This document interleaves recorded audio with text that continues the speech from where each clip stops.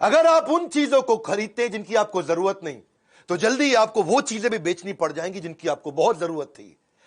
दूसरा, if you can not control emotions, you can not control your money. तीसरा, if you don't find a way to make money while you sleep, then you will have to work until you die। अगर नींद में भी तू पैसा नहीं कमा पा रहा है सोते सोते, तो तुझे सारी जिंदगी काम करना पड़ेगा। नमस्कार, मैं Vivek Bindra, founder and CEO बड़ा बिजनेस.com। आज बात कर रहा हूं वॉरेन बफे की। गेम चेंजिंग वीडियो है। ऐसे मैंने पीछे बहुत पावरफुल वीडियोस दिए हैं अभी आपको। Steve Jobs, Marwari, D Mart, Mary Kom, Gandhi, life in 2050, Singapore, McDonald's, Bengali community, success habit of billionaire, आगे भी दूंगा। कमेंट बॉक्स में आप बता रहे हैं ना, आपके सारे कमेंट्स को पढ़ रहा हूं। तेंदुलकर का जन्मदिन आने वाला है। अजीत डोवाल कैसे इतने बुद्धिमान, क्या क्या किया। पॉलिटिकल रिलेशन सोच रहा हूं मैं, इंडिया, चाइना, पाकिस्तान और यूएस से कैसे इतना राइज कर गया, इतना पैसा कमाया। टेक्सटाइल इंडस्ट्री, कोई और भी हो नीचे बताइएगा। पर आज बात करूंगा ऐसे आदमी का, दुनिया के 4 सबसे अमीर आदमियों में उसका नाम आया पिछले 20 साल तक। कभी रैंक 1, कभी रैंक 2, कभी रैंक 3, कभी रैंक 4। 2008 में दुनिया का सबसे अमीर आदमी था। आज भी तीसरे या चौथे रैंक पे है, लेकिन पिछले 50 साल से उसी मकान में रह रहा है। लोग उससे मिलना चाहते हैं, मिलता नहीं किसी से। एक बार बोली लगाई गई, मैं मिलूंगा वॉरेन बफे से, लंच करना चाहते हैं, लंच करना चाहते हैं। बोली लगाई तो उनके लंच के लिए 35 करोड़ रुपए उनको दिए गए कि मैं आपके साथ 1 घंटा लंच करना चाहता हूं। वॉरेन बफे ने 35 करोड़ खुशी खुशी लिए, ले आ भैया 35 करोड़, और दान में दे दिए। उन्होंने सोचा कि ये बड़ा अच्छा तरीका है, मेरे साथ लंच करने आ रहा है, 35 करोड़ मैं दान दे दूंगा। Living legend of investing, financial adviser है भैया। किनके? दुनिया के बड़े बड़े प्रेसिडेंट्स और दुनिया के बड़े बड़े बिजनेस टाइकून्स के financial adviser. His words are not words, they are world to the world. Hindi में बोलूं क्या, उनके शब्द शब्द नहीं है, वो दुनिया के लिए पूरी दुनिया है। यानी कि वो कुछ भी बोल देते हैं भैया, गेम चेंज हो जाता है। 1970s की बात कर रहा हूं, 50 साल पहले भी वो जिस स्टॉक को खरीद लेते थे ना, उस स्टॉक का भाव अगले दिन 10% बढ़ जाता था। बात समझो, एक उसका नेब्रास्का वो स्टेट है सेंट्रल यूएस के अंदर, वहां पे उसका एक दोस्त हुआ करता था, वो बाद में माइक्रोसॉफ्ट ज्वाइन कर गया। कहानी बता रहा हूं, गेम चेंजिंग। माइक्रोसॉफ्ट ज्वाइन कर गया, माइक्रोसॉफ्ट में सीनियर लीडरशिप में था। नेब्रास्का के उस दोस्त ने एक बारी उससे पूछा, भैया वॉरेन बफे एक बात बता, तू माइक्रोसॉफ्ट में इन्वेस्ट नहीं करता, उसका स्टॉक नहीं खरीदता, तुझे क्या लगता है माइक्रोसॉफ्ट में कोई कमी रह गई है जो तू उसका स्टॉक नहीं खरीद रहा? उसने ईमेल लिखा वॉरेन बफे को। वो जिंदगी का पहला ईमेल वॉरेन बफे ने उसको रिप्लाई किया। नेब्रास्का का उसका दोस्त था, तो उसने रिप्लाई करते वक्त बताया, मैं माइक्रोसॉफ्ट इसलिए नहीं लेता, इसलिए नहीं लेता, इसलिए नहीं लेता, बहुत सारे कारण लिख दिए। और साथ में उसने उसको नेब्रास्का की फुटबॉल टीम जो बड़ी बेकार थी उसके साथ भी कंपेयर कर दिया। अब वो मेल तो कर दिया, एक मेल किया था, लेकिन थोड़े दिन के बाद जो वहां की सरकार थी, यूएस गवर्नमेंट, उसने उस मेल को ट्रैक करके निकाल लिया। उन्होंने उस मेल को, प्राइवेट मेल को पढ़ा, और वो उनको लगा कि ओहो, इससे तो हमें माइक्रोसॉफ्ट के बारे में बहुत कुछ समझ में आ रहा है, वॉरेन बफे ने यह बात बोली है। वो मेल जाकर के बाद में वॉल स्ट्रीट जर्नल के अखबार में छप गई। इसको बहुत बुरा लगा, मेरी प्राइवेट ईमेल पहली बार लिखी थी और सरकार ने निकाल करके अखबार में छपवा दिया। वो दिन आखिरी दिन था उसका, उसके बाद उसने कभी किसी को मेल नहीं लिखा। उसको इस बात का दुख नहीं था कि मैंने माइक्रोसॉफ्ट की निंदा करी, उसको इस बात का दुख था कि मैं नेब्रास्का नाम के स्टेट में रहता हूं, और उसमें छोटा शहर है ओमाहा, लेकिन मैंने जो है नेब्रास्का की फुटबॉल टीम की बेइज्जती करी है, ऐसा ना हो जाए मुझे यहां से घर छोड़ना पड़ जाए। बहरहाल, एनुअल लेटर जरूर लिखते हैं अपने सारे शेयर होल्डर को, और जो एनुअल लेटर लिख करके भेजते हैं अपने शेयर होल्डर्स को, जो अपने इन्वेस्टर्स हैं, जब ये उनको भेजते हैं तो पूरी यूनिवर्सिटीज बैठ करके उनके एनुअल लेटर को पढ़ती है, इनकी कही हुई बात को पढ़ा जाता है। यूनिवर्सिटी सिखाती है, अरे देख भाई वॉरेन बफे ने चिट्ठी लिखी, अरे क्या लिखा होगा इसके। 63 कंपनियां हैं आज वॉरेन बफे की। मेरा वीडियो देख लेना भैया, थोड़ी देर के अंदर मैं इतनी सारी लर्निंग देने वाला हूं। 63 कंपनीज वॉरेन बफे की। हर कंपनी के सीईओ को साल में एक चिट्ठी भेजता है, ना मिलता है ना फोन पे बात करता है।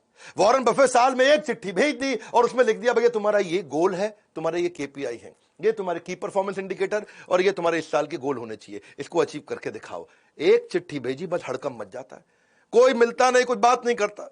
मीटिंग ले, क्योंकि उनकी आदत क्या, पढ़ते रहते हैं, 10-10 12-12 घंटे तो रोज पढ़ते हैं, कोई मीटिंग करते ही नहीं। वो हार्वर्ड बिजनेस स्कूल में पढ़ने गए थे, उनको रिजेक्ट कर दिया, उसको एडमिशन नहीं मिला वॉरेन बफे को हार्वर्ड बिजनेस स्कूल में। आज Harvard business school Warren Buffett की केस स्टडी सिखा रहा है सबको। आज बता रहा है भैया वॉरेन बफे इतना बड़ा कैसे होगा, उसको उस समय पढ़ने नहीं दिया था। आज एक बात समझ लेना, जो सबसे बड़े 100 अरबपति हैं दुनिया के, उनमें से 80% लोग खुद से अरबपति बने हैं, माँ बाप के पैसे से नहीं बने हैं। और वो बड़ी अच्छी एडवाइस भी देते हैं लोगों को, कहते हैं क्रेडिट कार्ड से दूर रहना, पैसे ने आदमी को नहीं बनाया, आदमी ने पैसे को बनाया, इसको याद रखना। और दूसरे के कहे अनुसार काम नहीं करना, अपनी बुद्धि से काम करना। बचपन में इनके खून के अंदर बिजनेस घुस गया। इनको पहले से ही पता था अमीर तो बहुत बनने वाला हूं। 6 साल की उम्र में रिसर्च करने चले गए दुकान के बाहर, अरे कौन सी कोल्ड ड्रिंक के ढक्कन ज्यादा हैं, बाहर जाके ढूंढने लगे, अरे इसका ढक्कन उसका ढक्कन, अलग अलग ढक्कन देखे उन्होंने। वहां जाकर रिसर्च में इनको समझ में आया सबसे ज्यादा कोल्ड ड्रिंक के ढक्कन बाहर कोका कोला के पड़े हैं। उससे उसने धंधा चालू कर दिया। 6 कैन कोका कोला के 25 सेंट में खरीदता था, 30 सेंट में बेचाता था, 25 सेंट में खरीदता था, 30 सेंट में बेचाता था। हर रोज 5 सेंट बचाया। 6 साल की उम्र में जब बच्चे कंचे खेल रहे हैं, ये धन से धंधा करना शुरू कर दिया। और वो जो कोका कोला पे रिसर्च किया, वहां से इसको रिसर्च की आदत पड़ी। 11 साल की उम्र में इसने पहली बार एक स्टॉक मार्केट, शेयर मार्केट में इन्वेस्टमेंट किया। इसके पिता ने इसको गाइड किया था। वहां पे सिटीज सर्विस नाम का एक स्टॉक था, जिसको उसने 38 रुपए के भाव में, $38 के भाव में खरीद लिया। अब वो हुआ क्या, वो नीचे गिर गया। नीचे गिरा, इसको बचे टेंशन हो गई, अरे नीचे गिर गया, नीचे गिर गया। बैठा रहा टाइट, वेट किया। जैसे ही वो $28 से वापस $40 हुआ, इसने तुरंत जाके बेच दिया। लेकिन थोड़े दिन के बाद वो $200 का हो गया शेयर। इसको लगा यार मैं तो $2 कमाए थे, ये तो $200 का हो गया, बहुत कमा सकता था। बड़ा परेशान हुआ उस समय। लेकिन उसको सीखने को मिला कि भैया ऐसा है, मेरी बात समझो कि जिस चीज को टाइम लगता है, अगर कंपनी अच्छी है, इसको ग्रो करने में टाइम लगता है तो लगेगा। मैंने जल्दी कर दी। हाँ, ऐसा नहीं है कि एक औरत और एक पुरुष जब ये दोनों मिलते हैं तो 9 महीने में बच्चा पैदा करते हैं, तो 9 पुरुष लगा दो तो 1 महीने में बच्चा पैदा तो हो नहीं जाएगा। या 9 महिलाओं को जोड़ लो इकट्ठे तो भी 1 महीने में बच्चा पैदा नहीं होगा, 9 महीने लगता है। तो मैंने वेट नहीं किया, इसलिए मैं हारा। ये एक्सपीरियंस उसको लॉन्ग टर्म वैल्यू इन्वेस्टिंग के बारे में समझ में आया। बाकी सारे बच्चे बेसबॉल खेल रहे थे और ये बाइंग स्टॉक्स खेल रहे थे। 16 साल की उम्र में $53,000 कमा चुके थे। कभी कलेक्टर स्टैंप बेचते थे, कभी गाड़ी साफ करते थे, कभी पुरानी गोल्फ की बॉल लेके उसको रिफर्बिश करते थे, कभी जाकर के वॉशिंगटन पोस्ट जो उनका सबसे फेमस अखबार था वहां का उसको बेचते थे। $175 कमाया करते थे रेगुलरली। अपने उस समय के टीचर से ज्यादा कमाते थे। 17 साल की उम्र में पिता ने वॉटन भेज दिया, जा भैया वॉटन में पढ़ के, सबसे बढ़िया बिजनेस कॉलेज। वॉटन गए, थोड़े दिन एडमिशन लिया, पढ़ना शुरू किए। टीचर वहां पढ़ा रहे, छोड़ के आ गए। माँ बाप को बोले अरे इस टीचर से ज्यादा तो मैं जानता हूं, पढ़ने में बहुत तेज थे ना ये, जो टीचर सिखाता था उसे 4 कदम आगे रहते थे, जितना टीचर कमाता था उससे ज्यादा पहले ही कमा लेते थे। 17 साल की उम्र में इसने क्या किया, एक दिन बाल कटाने गया नाई की दुकान पे। भैया बोला बढ़िया बढ़िया बाल काट दो, लेकिन नाई बोला यार मैं वेट कर भैया, अभी 3 आदमी बैठे हैं। इसको समझ में आया लोगों को वेट करना पड़ता है। इसने का नया बिजनेस आइडिया, 17 साल की उम्र में एक पिन बॉल गेम का बढ़िया बिजनेस आइडिया कर दिया इन्होंने। पिनबॉल गेम कैसा होता है, ये समझो जैसे इंडियन कंचे होते हैं ना, उसका पॉलिश्ड वर्जन। हाँ, वहां पे टेबल लगा दी, उसमें कंचा छेद में फेंकना रहता है, तो वो निकल पिनबॉल मशीन बोलते हैं उसको। इन्होंने $25 की मशीन ली, जाके नाई को समझाया कि मेरी बात समझ भाई, तेरा इसके अंदर कोई रिस्क नहीं है, नो रिस्क प्रेपोजिशन। पैसा मेरा है, लगेगा, लोग आएंगे खेलेंगे और उनको मजा आएगा, तेरे पास ज्यादा लोग आएंगे, वेट करते वक्त वो खेलते रहेंगे। अच्छा, लोगों को अच्छा लगने लगा। हाँ, उसमें क्या सिस्टम था कि भाई 5 सेंट डालो और 20 बॉल मिलेंगी, आराम से खेलते रहो। नाई भी फ्री हो गया, बोला नहीं नहीं अभी तो किसी और के बाल काट ले, अभी तो मेरे कंचे चल रहे हैं भैया। वॉरेन बफे ने कहा कि नाई तेरे को पैसे नहीं लगाने। उससे क्या हुआ, जितने लोग थे उसी के आकर के बाल कटाने आते थे, भैया इसी के बाल कटा लो है, क्योंकि यहां तो गेम खेलने को मिल जाएगा, वेटिंग नहीं करना पड़ता, बाकी जगह वेट करना पड़ता था। नाई को मजा आने लगा। धीरे धीरे इसने वॉशिंगटन डीसी में सारे के सारे सैलून के अंदर अपनी वो गेम इंस्टॉल करनी शुरू कर दी। $25 से बिजनेस चालू किया, रोज पैसा कमाया और आने वाले समय में 1 साल के अंदर $1,000 में बिजनेस को बेच दिया। $25 से $1,000। उसके बाद इसको एक दादाजी की कहानी सुनाता हूं। इसके दादाजी ने भी इसको एक बार एक काम पे लगाया था कि आज अपने दोस्त को लेकर के सामान उठाने का, राशन की दुकान थी दादाजी की, इधर से उठा उधर रख, उधर से उठा इधर रख, तेरे को पैसे दे दूंगा। इसने कहा ठीक है दादाजी। हाँ, काम मिल गया। एक और काम में तेज था, बहुत मेहनत करके उठाया, हाथ सूज गए, थक गए, हाथ जम गए, बुरा हाल हो गया, इतना उठाया इतना रखा। दादा ने 90 सेंट दे दिए, आधे आधे बांट लो। बोला $1 नहीं मिला, 90 सेंट। बहुत गुस्सा आया। इसने सोचा यार दादा बहुत तेज निकला, सही खेल गया यार, है पहले कोई कॉन्ट्रैक्ट नहीं बनाया और बाद में 90 सेंट दे दिया, ये कोई पैसा होता है। उस दिन इसको समझ में आया कि मेरी बात सुनो भैया, हाँ, पहले ही स्पेसिफिक्स और कॉन्ट्रैक्ट साइन करके ही धंधा करना है किसी के साथ। जब नौकरी भी मांगने जाओ ना, उस दिन जिस दिन नौकरी मिलती है ना, तब नेगोशिएट कर लेना इंटरव्यू में। उस समय जितनी तनख्वाह तय हो गई, उसके बाद कोई नहीं पूछेगा। 1 साल तक तनख्वाह नहीं बढ़ती भैया फिर तो। Big bargaining leverage is greatest when you begin a job. उसके बाद कोई नहीं पूछता आपको। तो ये कहते हैं कि मैं अच्छा इन्वेस्टर इसलिए क्योंकि मैं अच्छा बिजनेसमैन हूं, और अच्छा बिजनेसमैन भी इसलिए क्योंकि मैं अच्छा इन्वेस्टर हूं। रिस्क कहते हैं कि खत्म हो जाता है। जब तुमको समझ में आ जाता है तुम कर क्या रहे हो, पहले समझ तो लो तुम कर क्या रहे हो। शेयर मार्केट में रिस्क तो उसको होता है जिसको पता ही नहीं वो पैसा कहां लगा रहा है। ये जीनियस नहीं है, केवल इतने जीनियस नहीं, जीनियस तो है ही, जनरस भी बहुत है। जनरस इतने हैं, कहते हैं कि भाई मेरी कमाई का 1% से ज्यादा मैं अपने ऊपर खर्च करूंगा, ऐसा कुछ होने ही वाला नहीं। मैंने खाना वही $3 का ब्रेकफास्ट है जी, लेकिन वो 99% दूसरों को दे दिया, उनकी जिंदगी बदल जाएगी। ये अपनी जिंदगी में $3 से ऊपर का ब्रेकफास्ट नहीं किया इन्होंने, और अपनी सारी की सारी चैरिटी लोगों को कमिट कर दी। $37 बिलियन ऑलरेडी दे चुके हैं। कोविड की जो आज वैक्सीनेशन आई है उसमें वॉरेन बफे का बहुत बड़ा कंट्रीब्यूशन, उन्होंने बहुत डोनेशन किया है। ये अपने बच्चों को पूरा पैसा देने में बिलीव नहीं करते। ये कहते हैं कि भाई बच्चों को इंडिपेंडेंट और कॉन्फिडेंट बनाओ, वो खुद ही कमा लेंगे। मैं अपने बच्चों को इतना तो देना चाहता हूं कि उनको लगे कि वो कुछ भी कर सकते हैं, लेकिन इतना नहीं देना चाहता कि उनको लगे कि अब कुछ करने की जरूरत ही नहीं है।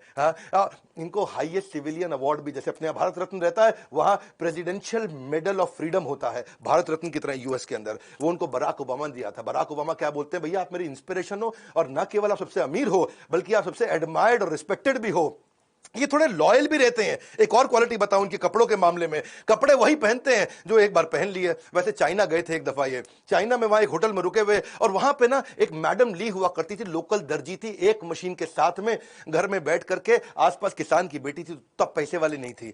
तो वो उसने देख लिया वॉरेन बफे को उसी होटल में जाते हुए, और वॉरेन बफे उसके लिए इंस्पिरेशन थे। किसी तरह से होटल के रिसेप्शन से फोन करा के अपने 2 आदमियों से उसने अपॉइंटमेंट ले लिया। वो 2 आदमी घंटी बजा के रूम में घुसे, जाते ही उसका नाप लेने लगे। ला भैया शर्ट का नाप दिखाओ, कोट का नाप दिखाओ, गर्दन देखो, चेस्ट देखो, हैं जी, पेट देखो कितना है। जितनी देर में वॉरेन बफे को समझ में आता, वो कहते हैं सूट का कलर सिलेक्ट कर लो जी। सिलेक्ट कर लिया। उसने कहा पैसे बताओ, इतने में वो लड़के चले गए।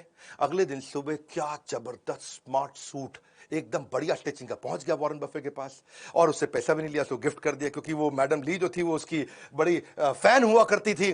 तो इसने कहा कि भाई सूट बड़ा अच्छा है, ऐसा करो मेरे को 2 सूट और बना दो। मैडम ली ने 20 सूट उसको 3 दिन के बाद फिर से भेज दिए, और 20 के 20 सूट का 1 रुपया नहीं लिया। वॉरेन बफे बड़ा हैरान हो गया, बोला यार तुम पैसा नहीं ले रहे हो मुझसे। हाँ, लेकिन वॉरेन बफे ने उसको प्रमोट बहुत किया, इतना प्रमोट किया कि उनके दोस्त बिल गेट्स, उसके भी कपड़े आज मैडम ली बनाती हैं, और दुनिया भर के लोग कपड़े बनाती हैं। बर्कशायर हैथवे की जो एनुअल जनरल मीटिंग है वहां पे भी उनको इन्वाइट किया और बड़ा उनको धन्यवाद किया। और वो दिन है और आज का दिन है, वही 20 सूट है उनके पास। वो पिछले 20 साल से वही 20 सूट अलग अलग दिन बदल के पहनते हैं। ये ऐसे आदमी हैं, अपनी आदतों के साथ लॉयल है, एक जैसा ही ब्रेकफास्ट खाते हैं, वही गाड़ी चलाते हैं, 50 साल से उसी घर में रहते हैं, वही 20 सूट पहनते हैं। यहां तक कि फोन भी उनके पास सैमसंग का वही फ्लिप वाला पुराना है। एप्पल में इनके काफी शेयर हैं, ये एप्पल के 5%, 5.5% के मालिक हैं। तो टिम कुक एप्पल का सीईओ, वो कहता है भैया मैं आता हूं तुम्हारे पास, तुम यार कम से कम हमारी कंपनी के मालिक को एप्पल का फोन यूज करो। उनको एप्पल का फोन आईफोन 11 रिसेंटली दिया उनको, ये लो भैया आईफोन 11, इसको इस्तेमाल करो। वॉरेन बफे बोला ठीक है जी। उसमें उसने नया सिम डाल दिया, वो वाला चेंज नहीं किया, सैमसंग चल रहा है, वो नया सिम डाल दिया। टिम को कहता मैं सिखा दूंगा तुम्हें कैसे यूज करना है। बोला कोई जरूरत ही नहीं है, ये खाली फोन रिसीव करने के लिए रख लिया मैंने, इससे फोन कर लूंगा रिसीव कर लूंगा, मैंने सीखना कुछ नहीं, इंटरनेट तो मैं वैसे नहीं चलाता। उसी तरीके से चलते हैं। लॉयल्टी कहते हैं कि एक्सपेंसिव गिफ्ट है, मैं जिसके साथ लॉयल हो जाता हूं उसका हो जाता हूं। Do not expect it from cheap people. 91 के हो जाएंगे अभी अगस्त में, लेकिन एनर्जी ऐसी है उनके अंदर, है जी, बच्चों की तरह बातचीत करते, इतना एक्साइटेड रहते हैं हर समय। और किसी ने उनसे पूछा भैया आप इतने एनर्जेटिक कैसे रहते हो, बर्गर भी खाते हो, आइसक्रीम भी खाते हो, 91 की उम्र में, 91 रनिंग चल रहा है। बिल गेट्स तो कहते हैं इनके पास 30 साल की उम्र के लड़के की शार्पनेस है, 10 साल के लड़के की उम्र की मुस्कुराहट, ऐसा मिस्चीवियस स्माइल है, और 6 साल के बच्चे की खाने पीने की आदतें हैं। ये क्या कहते हैं, 6 साल के बच्चे का डेथ रेट सबसे कम है, तो उसी की तरह खाओ, मजे मारो, कोई दिक्कत नहीं, मेंटली एकदम फिट, और रोज आधा घंटा वर्कआउट पक्का करना है इनको। बिल गेट्स के साथ बड़ी दोस्ती हो गई इनकी। वो उसकी तो बड़ी जबरदस्त कहानी है। बिल गेट्स की जो माँ थी ना, मैरी गेट्स ने अपने घर पे एक इवेंट रखा था, उस घर में किसी को बुलाया, तो उसने फोन पे बोल दिया मेरा दोस्त है वॉरेन बफे, उसको लेके आ रहा हूं। मैरी ने बोला ठीक है ले आओ, कोई बात नहीं। अच्छा, दोस्त लगा हुआ था वॉरेन बफे को समझाने में तुझे बिल गेट्स से मिलवाऊंगा। वो बोला यार बिल गेट्स आईटी का आदमी, इससे कौन बात करेगा। अच्छा, मां लगी हुई इधर, तुझे वॉरेन बफे से मिलवाऊंगी। वो कह रहा है यार ये तो खाली पी रेशियो डिस्कस करेगा, फाइनेंशियल स्टेटमेंट डिस्कस करेगा, मैं आईटी का हूं, हमारी बनेगी नहीं, ये दोनों एकदम अलग आदमी है। अच्छा, वो दोनों लगे हुए नहीं, मिलवाते हैं। हुआ ये कि जब ये मिले तो पहला ऐसा क्वेश्चन किया उनको वॉरेन बफे ने, बोला भाई बिल एक बात बता, तेरे को नई आईटी कंपनी बना के दूं अगर, और तेरी माइक्रोसॉफ्ट खत्म, तो नई कंपनी कैसे स्टार्ट करेगा। तुझे अगर मैं नई किसी देश में कंपनी बनाने को दूं तो तू कैसे बनाएगा, इस कंपनी के बारे में तेरा क्या विचार। वहां उन्होंने पूछा भाई तुम्हारी फेवरेट किताब, फेवरेट अखबार, फेवरेट ऑथर, फेवरेट आर्टिकल्स कौन से हैं। इतना मजा आया, आधे घंटे की मीटिंग थी, 10 घंटे चलती रही। एक दूसरे के साथ उन्होंने खूब बात करी, अलग अलग क्वेश्चंस किए, खूब डिस्कशंस हुए। उसके बाद तो फिर ये ताश के दोस्त भी हो गए, शॉपिंग के दोस्त भी हो गए, रेस्टोरेंट में खाना खाने के दोस्त भी हो गए। इनफैक्ट बिल गेट्स के मोबाइल में केवल 2 ही स्पीड डायल के नंबर, एक मेलिंडा गेट उसकी वाइफ का और एक वॉरेन बफे का। ऐसा एक दिन नहीं गया आज तक जब तक इन दोनों ने बात नहीं करी। ये भी बड़ा इंपॉर्टेंट है, किसके साथ उठते बैठते हो। ये कहते हैं कि वॉरेन बफे ने मुझको 2 चीजों में बड़ी हेल्प करी। पहली चीज क्या है कि लाइफ टाइम लर्निंग, और दूसरी है लाइफ टाइम लाफिंग। बोला इससे ज्यादा मैं दुनिया में कभी नहीं कर सकता था। कहते हैं कि pickup your associate whose behavior is better than you, and then that will give you a drift in your direction of life. Tell me who your heroes are. तेरा हीरो कौन है? दोस्त तुझसे भी पूछ रहा हूं, तेरा हीरो कौन है? And I'll tell you who you'll turn out to become. तू बनेगा किसके जैसा आज ही पता चल जाएगा। वॉरेन बफे के ना गुरु भी थे जिनसे ये बड़ा सीखा करते थे, बेंजामिन ग्राहम। बेंजामिन ग्राहम जो थे कोलंबिया के प्रोफेसर थे। ये इन्होंने वॉर्टन छोड़ के कोलंबिया ज्वाइन किया क्योंकि बेंजामिन ग्राहम की इन्वेस्टमेंट को लेकर बड़ी मास्टरी थी। बेंजामिन ग्राहम एक बड़े स्ट्रिक्ट टीचर भी हुआ करते थे जो इन्वेस्टमेंट के बारे में, शेयर मार्केट के बारे में सिखाते थे। और बफे केवल एकमात्र ऐसे स्टूडेंट थे जिसको A+ रेटिंग। बेंजामिन ग्राहम की सारी क्लास को बहुत ध्यान से अटेंड करते थे। ऐसे एकलव्य शिष्य दूर से सीखते थे। बाद में बेंजामिन ग्राहम के घर गए, उनको बोले मैं आपके लिए नौकरी करना चाहता हूं। तो बेंजामिन ग्राहम ने बोला नहीं नहीं, तुमको नहीं रखूंगा, तुम बहुत जीनियस हो, तुमको नहीं रख। मैं ऐसे लड़कों को रखता हूं, ज्यूइश लड़कों को रखता हूं जिनको कोई नौकरी नहीं देता, ताकि मेरे साथ टिक के काम कर सके। बोला मैं टिक के काम करूंगा? नहीं ना, बाहर बाहर, तेरे को नहीं रखूंगा। ठीक है, फ्री में रख लो, फ्री में नौकरी करो ना, बोल दिया ना बाहर, तेरे को तो बिल्कुल नहीं रखूंगा। बेंजामिन ग्राहम इनके गुरु, उन्होंने इनको रखा नहीं। बड़ा परेशान हुए। वॉरेन बफे पीछे पड़े रहे। कुछ समय के बाद एक ऐसा समय आया कि बेंजामिन ग्राहम मान गए, बोले चल ठीक है आ जा। और ये वहां से फिर न्यूयॉर्क शिफ्ट हुए। वहां आए, न्यूयॉर्क में आकर के बेंजामिन ग्राहम के साथ में काम करने लगे। सारे स्टैंडर्ड एंड पुअर्स की रिपोर्ट पढ़ना, S&P की रिपोर्ट पढ़ना, इन्वेस्टमेंट अपॉर्चुनिटी ढूंढना, P&L को समझना, कैश फ्लो स्टेटमेंट को समझना। जब जिस समय यंग लड़के प्ले बॉय मैगजीन है जी, जहां पे आप देखते हैं कहीं देवियों के चित्र होते हैं अलग अलग प्रकार के, जिसमें वो कम कपड़े पहन के रखती है, उनके चित्र देखते थे। ये उस समय बैलेंस शीट देखा करते थे। ऐसे भयंकर फोकस्ड आदमी थे। बेंजामिन ग्राहम और वॉरेन बफे की जोड़ी ने कमाल कर दिया। वॉरेन बफे खूब सीख रहे थे, लेकिन फिर एक ऐसा समय आया कि वॉरेन बफे और बेंजामिन ग्राहम की थ्योरीज में फर्क आ गया। बड़ा फर्क था। बेंजामिन ग्राहम क्या कहते हैं कि भाई ये खाली बैलेंस शीट और इनकम स्टेटमेंट देखो, कंपनी का कैश फ्लो स्टेटमेंट देखो, बहुत है, इससे समझ में आ जाए कंपनी चल रही है कि नहीं चल रही, चलेगी कि नहीं चलेगी। ये बोले नहीं नहीं, वो क्वांटिटेटिव है, वो नंबर है, मेरे को मैन पावर भी देखनी है, मुझे लीडरशिप भी देखनी है। वॉरेन बफे मानते थे केवल हमारे को परफॉर्मिंग बिजनेस नहीं देखना है, हमें क्वालिटी बिजनेस देखना है जो आगे तक चलेगा। आज चल रहा है मतलब ये नहीं कि आगे चलेगा। बात समझना, शेयर मार्केट के पावरफुल प्रिंसिपल देने वाला भाई वॉरेन बफे का वीडियो है। मेरे वीडियो बाकियों की तरह तो होते नहीं, गेम चेंजिंग है, क्योंकि यहां बेंजामिन ग्राहम बोलते थे क्वांटिटेटिव मेथड और नंबर चेक कर लो, quantity number, quantitative method number, number समझ लो, समझ आ जाए कंपनी चलेगी। ये बोले ना ना ना, क्वांटिटेटिव के साथ क्वालिटेटिव अप्रोच। उनकी मैन पावर कैसी है, धंधा कैसा है, कंपटीशन कैसा है, लोकेशन कैसी है, कंपनी में जाओ, लीडरशिप से मिलके आओ, बिजनेस मॉडल देखो, इकोनॉमिक मोट देखो, कॉम्पिटिटिव एडवांटेज देखो। मोटा मोटा बफे कहते थे भाई कंपनी चलती कैसी है, अंदर घुसो, उसकी लीडरशिप देखो, ईमानदार है कि नहीं। ये कहते थे कि नहीं नहीं भैया खाली नंबर देखना है। यहां पे इनके झगड़े बढ़ने लगे। और बात वो सही है कि वॉरेन बफे आगे चल के बहुत सफल हुए। जब इनकी बनी नहीं अपने गुरु से तो छोड़ करके ओमाहा वापस आ गए। ओमाहा में आके इन्होंने मकान लिया, फिर वही आज 50 साल पुराना मकान, आज तक वहीं रहते हैं। और यही इन्वेस्टमेंट के इनके सीक्रेट है। सीखना चाहते हो अगला वीडियो में बताऊं, अभी बताऊं, अभी बता दूं तो इनके इन्वेस्टमेंट सीक्रेट पकड़ो फटाफट। इनकी वैल्यू इन्वेस्टिंग फिलॉसफीज क्या है। इनका कहना है कि फेयर कंपनी को बढ़िया सस्ते प्राइस पे लेने से अच्छा है कि किसी बढ़िया कंपनी को फेयर प्राइस पे लो। इनका मानना है भाई कंपनी में दम होना चाहिए ताकि उसके साथ चिपके रह सको, लंबा चलनी चाहिए कंपनी। तो उसकी रिसर्च करना सीख गए, उस पर इन्होंने काम किया। उसके फाइनेंशियल स्टेटमेंट तो पढ़ो, लेकिन उनकी कॉन्फ्रेंस कॉल्स को भी जाकर के सुनो, उनकी मैनेजमेंट को देखो, और फिर बाद में प्राइस आएगा। इनका कहना क्या है कि पहले ये देखो कि लॉन्ग टर्म इकोनॉमिक मोट है कि नहीं है, लॉन्ग टर्म इकोनॉमिक कैरेक्टरिस्टिक्स कैसी है इसकी। इकोनॉमिक मोट का मतलब जानते हो ना, एक वीडियो में बताया मैंने, क्विकली समझाता हूं। जैसे पुराने समय में राजा महाराजाओं के महल होते थे, उस महल के आसपास बड़ी खाई खोद देते थे ताकि कोई दूसरा आदमी आए और अटैक करने लगे तो खाई में गिर जाए।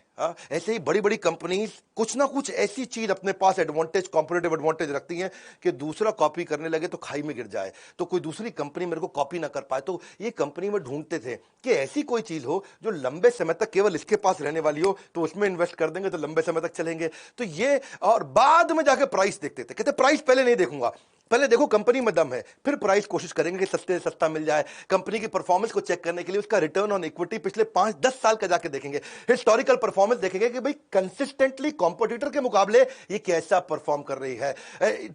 बहुत ज्यादा महंगी कंपनी खरीदने में बिलीव नहीं करते रहे, लेकिन एक्सीलेंट कंपनी वो उनका पहला रूल था। कंपनी जो फंडामेंटली चीपर हो अपनी वर्थ से। और उसके बाद क्या है, ये कहते हैं कि भाई गैम्बलिंग तुम करनी नहीं है, क्योंकि गैम्बलिंग से लॉस होएगा ही होएगा। इन्फॉर्म्ड रहो अपने डिसीजन में, सीखो, अपना होमवर्क करके चलो। कंपनी पे कर्जा तो नहीं है कहीं, कर्जे को जरूर चेक करते हैं, हाँ, क्योंकि ये कहते हैं कि अगर कोई आदमी बुद्धिमान ना, स्मार्ट है, तो बिना कर्जा लिए भी बिजनेस कर जाएगा। ये प्रिंसिपल मैंने भी बड़ा बिजनेस में सीखा। आज तक हमने 1 रुपए का कर्जा नहीं लिया और हमारी ऑर्गेनाइजेशन की वैल्यूएशन और रेवेन्यूज कंटिन्यूसली ग्रो किए, क्योंकि फंडामेंटल्स बहुत मजबूत रखे हमने बड़ा बिजनेस के अंदर। इसीलिए आज हमारे आईबीसी भी बहुत ग्रो कर रहे हैं, और यही मैं सारे अपने ट्रेनिंग प्रोग्राम्स में भी सिखाता हूं, हमारे एवरीथिंग अबाउट एंटरप्रेन्योरशिप। इसकी बात बाद में करेंगे। ये कंपनी के प्रॉफिट मार्जिन को देखते हैं। 2 बातें हैं, एक, अच्छा प्रॉफिट मार्जिन है, इसका मतलब कंपनी बढ़िया है। लेकिन दूसरा, अगर प्रॉफिट मार्जिन हर साल बढ़ रहा है, इसका मतलब कंपनी के ऑपरेशंस और खर्चों पे बड़ा कंट्रोल भी रखा हुआ है। ये कहते हैं कि लॉन्ग टर्म अपॉर्चुनिटी वाली ऐसी कंपनी ले लो जिसके साथ टिके रहो। 20% कम से कम ग्रोथ देनी चाहिए स्टेबल तरीके से। फाइनेंशियल स्टेटमेंट उसकी देखो, एनालाइज करो, उसके सारे के सारे करंट और पास्ट परफॉर्मेंस को पहले पूरा झांक लो। If you don't feel comfortable in making the rough estimate के कितना कमा के देगी, तो उसको खरीदना भी मत। इनकी आदत भी ऐसी है कि डीप डाइव करेंगे उसकी वैल्यूएशन में। तभी तो रोज 10 से 12 घंटे पढ़ते हैं, 500-500 पेज रोज पढ़ते हैं। वॉरेन बफे तो मैंने सक्सेस हैबिट्स ऑफ बिलियनियर की वीडियो में बताया था, वॉरेन बफे से ज्यादा लर्निंग किसी ने नहीं किया। पूरी दुनिया इनको अपना गुरु मानती है इस मामले में कि ये सीख सीख के आगे बढ़े, क्योंकि और कोई तरीका नहीं था। ये कहते हैं कि अगर बिजनेस अच्छा रहेगा ना, तो स्टॉक अपने आप चलेगा, उसका प्राइस अपने आप बढ़ता चला जाएगा। ऐसे खरीदो स्टॉक को जैसे अपना मकान खरीद रहे हो, जैसे किसी के साथ शादी करने वाले हो। जब आप शादी कर लेते हो तो रोज रोज शादी तोड़ते नहीं, रोज रोज नहीं तोड़ते। तो ऐसे ही कहते हैं कि रोज रोज स्टॉक नहीं बदलना चाहिए। इनको प्रेम है इस काम से। और ये स्टीव जॉब्स की तरह ये भी ये बोलते हैं, success comes to those who love doing what they are doing. और ये एक बात और है कि कहते हैं कि बार बार स्टॉक अगर बेचोगे ना, जल्दी जल्दी खरीदोगे बेचोगे, तो उसके ऊपर टैक्स भी आपको देना पड़ जाएगा, उसकी ट्रेडिंग कमीशन भी देनी पड़ेंगी, तो उस पर भी पैसा बचाना चाहिए। और अगर आप किसी स्टॉक को खरीदने में 10 साल के लिए, कितने साल के लिए, 10 साल के लिए अगर आप कॉन्फिडेंट नहीं हो, तो स्टॉक को खरीदने की जरूरत नहीं है। 10 मिनट भी ऐसे स्टॉक को रखना मत। Calling someone who does this trading every day, जो रोज रोज करता हो और कहता हो कि हाँ जी मैं तो ट्रेडर हूं, बढ़िया इन्वेस्टर हूं, तो कहता है ऐसे ही जैसे हर बार नई लड़की के साथ रात को सोएगा और अपने आप को कहता है कि मैं बड़ा रोमांटिक हूं। ये तो रोमांटिक नहीं है, तो सेक्स एडिक्ट है। हाँ, ऐसे ही जो रोज रोज शेयर मार्केट में खरीदता बेचता है, हाँ, वो क्या है, वो इन्वेस्टर नहीं है, वो एक नॉर्मल रूटीन ट्रेडर है। Never invest in a business that you can not understand. एक बार समझ लो बिजनेस को, इसके कई प्रिंसिपल्स हैं, वो आपको भी सीखने चाहिए। हाँ, तभी आप एक बढ़िया पावरफुल इन्वेस्टर बन सकते हो। ये सीखना जरूरी है। Investment in a number of mediocre business नहीं चाहिए है, क्योंकि वो फिर आपकी क्वालिटी इन्वेस्टमेंट्स की को डाइल्यूट कर देगा, क्योंकि पैसा तो आपके पास लिमिटेड है। ये कहते हैं मैं हजारों कंपनीज को पहले एनालाइज कर लेता हूं और उसके बाद फिर जाकर के बढ़िया से चूज करके इन्वेस्ट करता हूं। क्यों? इनका रूल क्या है? Rule number 1, never lose money, और rule number 2, never forget the rule number 1। ये बड़ी इंपॉर्टेंट चीजें हैं। हाँ, ये इनकी खास बात क्या है, आप समझ लीजिए कि 500 पेज पढ़ने का जो इनका सिस्टम है रोज का, the more you learn more you earn, ये प्रिंसिपल है। Best investment that you can make is investment on your own self. ये वॉरेन बफे का कोट है। हमने भी इसीलिए एक नया कॉम्बो तैयार किया आपके लिए। अगर आपने वीडियो पूरा देखा है तो मतलब आपका इन्वेस्टमेंट में, ग्रोथ में, पैसा कमाने में, पैसिव इनकम में इंटरेस्ट है। तो हमने कुछ नए कोर्सेज जो लॉन्च किए थे, उसका इंट्रोडक्शन जल्दी दे देता हूं आपको। गोल based financial planning, stock market, personal finance, mutual fund, finance for non finance, debt management, working capital, passive income, angel investing और रिस्क मैनेजमेंट, यानी कि 7 प्रकार के फाइनेंशियल रिस्क होते हैं। इसका कॉम्बो हमने सारे कोर्सेज अवेलेबल कर दिए। आज 40 से ज्यादा ज्यादा कोर्सेज लॉन्च कर चुके हैं। हर महीने 10 नए कोर्स लॉन्च कर रहे हैं। अगर आप आईबीसी हैं, ये सारे कोर्सेज फ्री हैं। अगर आप लाइफ टाइम मेंबर हैं, ये सारे कोर्सेज फ्री हैं। अगर आप ये नहीं है तो ये बोर्ड लाइन नंबर है। आप फोन करके पता करिए आपके बिजनेस में, अगर आप रिटेलर हैं तो कौन से नए कोर्स आपको काम आएंगे, अगर आप मैन्युफैक्चरर हैं कौन से काम आएंगे, स्टार्टअप है तो कौन से। हर एक एरिया के लिए, हर इंडस्ट्री के लिए देश के सारे बिलियनियर्स और इंडस्ट्री एक्सपर्ट्स के साथ मिलकर के आपके लर्निंग प्रोग्राम बना दिए और इतना कॉस्ट इफेक्टिव कर दिया कि game changer. Board line number, इस नंबर को सेव कर लो, कभी भी काम आएगा। आपका लाइफ लाइन है, केवल बोर्ड लाइन नहीं है। तो लाइक करके उत्साह बढ़ाइए ना यार। फ्री में इतने पावरफुल वीडियोस देते हैं, एक के बाद एक देते जा रहे हैं। मेरा समय जाता है इसके अंदर, फ्री में कंटेंट दे रहा हूं कंटिन्यूअसली। कमेंट बॉक्स में बताइए अगला वीडियो कौन सा देखेंगे। इस वीडियो को शेयर करिए, लर्निंग इंस्पायरिंग है बहुत। हाँ, if he can do you can too. अगर ये कर सकते हैं तो आप क्यों नहीं कर सकते। वीडियो को शेयर करने के लिए, हमारे चैनल पे हर बार वापस आने के लिए, वर्ल्ड का नंबर 1 एंटरप्रेन्योरियल यूट्यूब चैनल बनाने के लिए, पता है ना कोई नहीं है टक्कर में, पड़े हो किस चक्कर में। विनम्रता के साथ आप सबका हाथ जोड़ के मुस्कुराहट से बहुत बहुत धन्यवाद।